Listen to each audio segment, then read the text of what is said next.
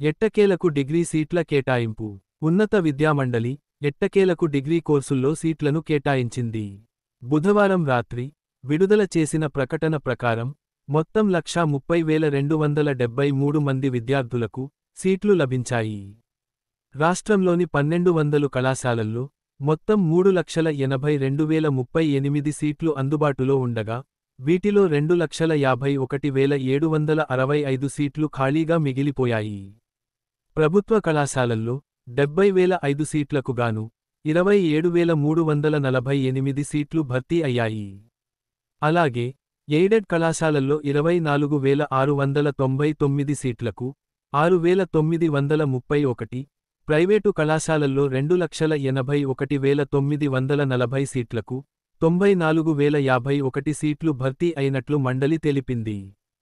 Private విశ్వవిద్యాలయాల్లో 1,461 సీట్లకు 428, విశ్వవిద్యాలయ కళాశాలల్లో 3,933 సీట్లకు 1,551 సీట్లు మాత్రమే భర్తీ అయ్యాయి. మొత్తం 1,67,161 మంది విద్యార్థులు డిగ్రీ కౌన్సెలింగ్కు రిజిస్టర్ చేసుకోగా, 1,54,058 మంది దరఖాస్తులు సమర్పించారు. వీరిలో 1,50,410 మంది వెబ్ ఆప్షన్లు ఎంచుకున్నారు. సీట్లు పొందిన విద్యార్థులు ఈ నెల 18 నుంచి 22 వరకు ఆయా కళాశాలల్లో రిపోర్టు చేయాలని ఉన్నత విద్యామండలి స్పష్టం చేసింది.